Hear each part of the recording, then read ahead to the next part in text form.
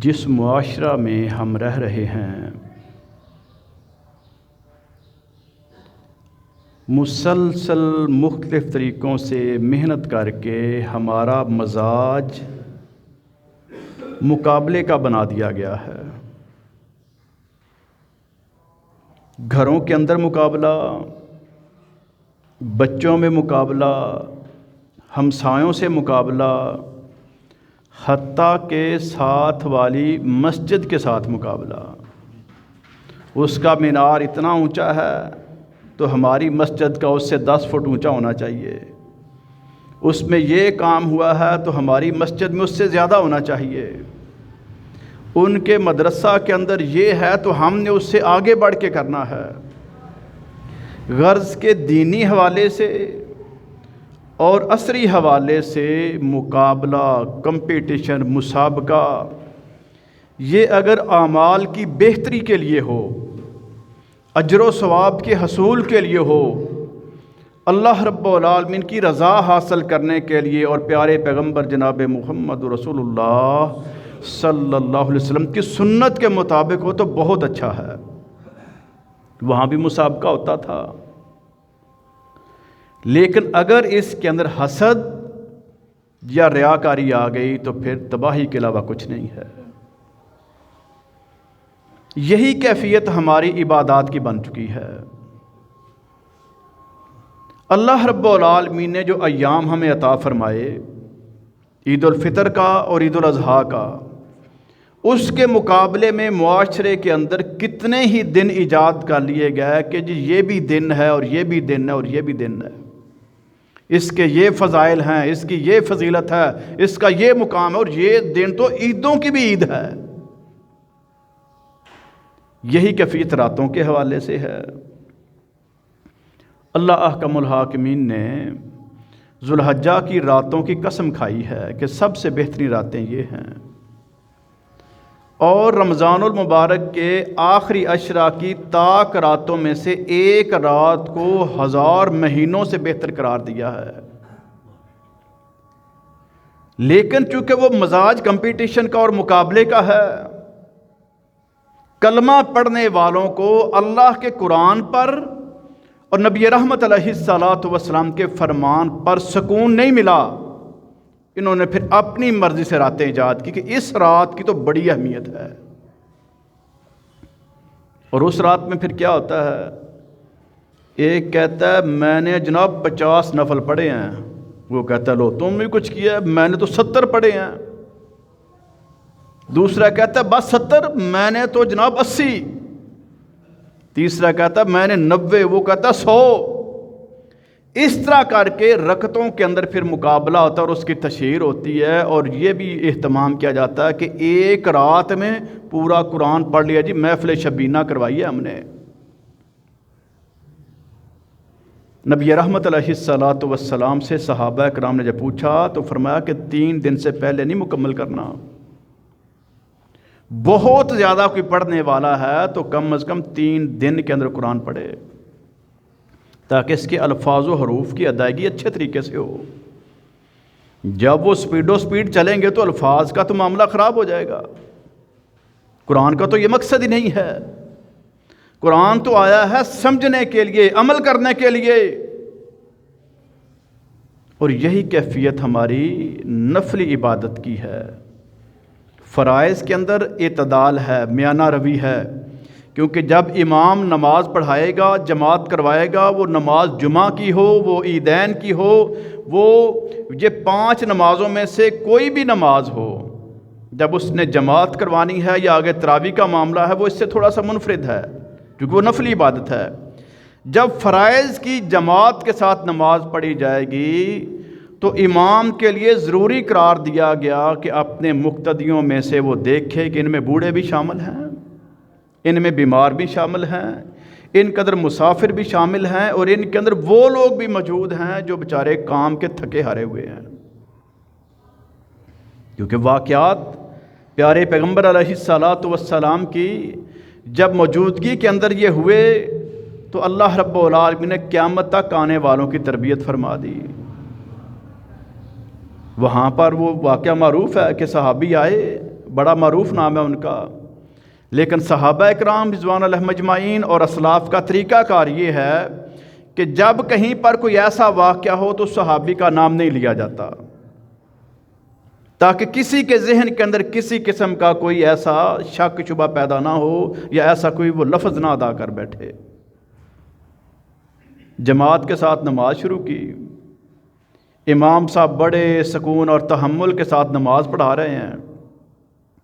وہ بیچارہ تھکا آ رہا تھا، سارا دن کھیتوں کے اندر وہ ہل چلا کے آیا تھا، پانی لگا کے آیا تھا، مویشیوں کے لیے چارہ، وہ ساری مشقتیں کر کر کے شدید تھکاوٹ میں اس نے دیکھا نماز تو بڑی لمبی ہو گئی۔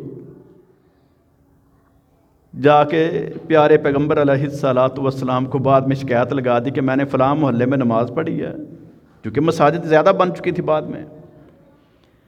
تو وہ جو امام صاحب ہیں انہوں نے تو جناب اتنی لمبی وہ رکعتیں پڑھا دیں۔ نبی رحمت علیہ الصلاۃ والسلام نے ان کو مخاطب کر کے حکم دیا اور قیامت تک آنے والے تمام ائمہ کرام کی تربیت فرما دی کہ اپنے پیچھے کھڑے ہونے والے نمازیوں میں سے بزرگوں کا، بچوں کا، بیماروں کا، مسافروں کا اور یہ تھکے ہوئے لوگ، ان کا خیال کرنا ہے، اعتدال کے ساتھ نماز پڑھانی ہے۔ آج بھی یہی طریقہ ہے، لیکن نوافل کے اندر یہ معاملہ نہیں ہے۔ یہ جو ہمارے انداز ہے نا، مقابلے والے، مسابقے والے، یہ انداز بالکل اسلام میں نہیں ہے۔ آپ نے نام سنا ہوگا امام مالک رحمۃ اللہ علیہ، بہت بڑے امام ہیں، بہت زیادہ خدمات ہیں ان کی اسلام کے لیے، اللہ رب العالمین کے درجات بلند فرمائے۔ انہوں نے بڑی صعوبتیں برداشت کی ہیں دین اسلام کی خاطر۔ جب ان کے اور ان کے حاکم کے درمیان اختلاف پیدا ہو گیا، اور اس دور کے جو حکمران ہوتے تھے نا، ان کے اگر اختلافات تھے تو وہ بھی دینی بنیادوں پر ہوتے تھے، کیونکہ وہ دین کو سمجھنے والے تھے۔ ان پر کوئی آج کا حکمران نہ قیاس کر بیٹھے کہ جی دیکھو انہوں نے اگر یہ کیا تو ہم بھی کر سکتے ہیں۔ وہ لوگ دین کو سمجھنے والے تھے، اختلاف یہ پیدا ہو گیا۔ وہ کہنے لگے کہ قرآن کریم جو ہے نا، یہ اللہ رب العالمین کی مخلوق ہے، جس طرح سے باقی مخلوقات ہیں اسی طریقے سے یہ بھی مخلوق ہے۔ امام صاحب کا موقف یہ تھا کہ نہیں، یہ تو اللہ رب العالمین کا کلام ہے، اللہ کا حکم ہے، اللہ کی باتیں ہیں، اللہ کی وحی ہے۔ یہ مختلف ائمہ کرام کے مختلف واقعات مختلف اپنے دور کے حکام کے ساتھ ہوئے ہیں۔ جہاں بھی آپ دیکھیں گے آپ کو پیچھے کوئی نہ کوئی شرعی نقطہ نظر آئے گا۔ یہ نہیں ابھی ان کے فقط کوئی سیاسی مفادات تھے جس کی وجہ سے انہوں نے یہ کیا۔ کوئی نہ کوئی ایشو ایسا ہوتا تھا کہ جو ان کے ذہن کے مطابق وہ بات درست ہوتی تھی، جبکہ ائمہ کے ذہن میں اور بات ہوتی تھی، کیونکہ یہ زیادہ سمجھنے والے تھے اور زیادہ تقویٰ کی وجہ سے انہوں نے بعض اوقات جب حکام کے سامنے انکار کیا کہ بھی ہم بطور قاضی کام نہیں کر سکتے، ہم عام روٹین میں جس طرح سے دین کی خدمت کریں وہ کریں گے، وہ بھی بعض اوقات ان کو برا لگا کہ بھی ہماری بات نہیں مانی۔ تو اس طرح کے کئی واقعات ہوئے۔ بہرحال جب امام صاحب نے اپنے موقف کو تبدیل نہ کیا، حاکم وقت نے آپ کو درے مروائے۔ جب مسلسل کوڑے برسائے گئے، آپ کے جسم کے اوپر شدید ضربیں لگیں، اس کی وجہ سے آپ کی طبیعت انتہائی ناساز ہو گئی۔ ظاہر بات ہے، اب جس کے جسم پر اتنی شدید ضربیں لگی ہوں وہ بیچارہ تو بالکل اپنے آپ سے بھی قاصر ہو جاتا ہے۔ لیکن لوگوں نے عجب منظر دیکھا کہ امام مالک رحمۃ اللہ علیہ بالکل پہلی روٹین کی طرح نماز تہجد پڑھ رہے ہیں اور لمبی لمبی رکعتیں پڑھ رہے ہیں۔ ساتھیوں نے کہا، مقتدیوں نے کہا کہ امام صاحب آپ زخمی ہیں، بیمار ہیں، اس انداز سے آپ نڈھال ہیں، تو آپ اتنی لمبی قرات اور قیام اور رکوع و سجود اتنے لمبے، ان کو اب مختصر کر لیں۔ امام مالک رحمۃ اللہ علیہ نے قیامت تک آنے والے مسلمانوں کی تربیت فرما دی۔ امام صاحب نے قرآن کریم کی یہ آیات پڑھی جو سورہ ملک کے آغاز میں ہیں، فرمانے لگے کہ اللہ رب العالمین فرماتے ہیں الذی خلق الموت والحیات لیبلوکم ایکم احسن عملا وہو العزیز الغفور۔ وہ اللہ رب العالمین جس نے موت اور زندگی کو پیدا کیا تاکہ تمہیں آزمائے کہ تم میں سے کون ہے جو اچھا عمل کرنے والا ہے۔ یہ نہیں فرمایا اللہ نے کہ تم میں سے جو اکثر عمل کرنے والا ہے، کثیر عمل کرنے والا ہے، زیادہ عمل کرنے والا ہے، نہیں، فرمایا جو تم میں سے اچھا عمل کرنے والا ہے۔ رکعتیں بے شک 2 ہی پڑھے، لیکن اس طریقے سے پڑھے کہ اللہ رب العالمین راضی ہو جائے۔ اور پیغمبر رحمت علیہ الصلوۃ والسلام جس طرح سے پڑھا کرتے تھے کہ جب قیام فرماتے تو اتنا لمبا قیام کرتے کہ آپ کے پاؤں مبارک جو ہیں سوج جاتے،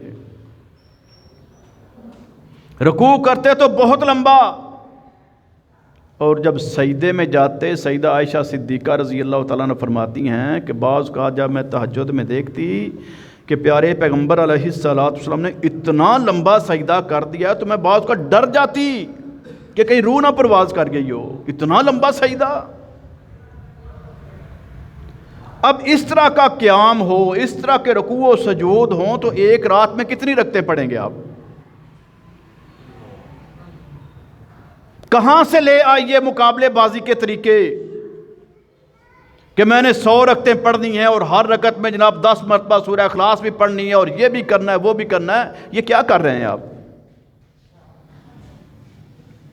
پھر کہتے ہیں جی ہم تو ائمہ کو مانتے ہیں، چاروں ائمہ حق ہیں، بھی حق ہے تو ان کا طریقہ دیکھ لو، امام الانبیاء کا طریقہ دیکھ لو کہ آپ کی عبادت کا طریقہ کیا تھا۔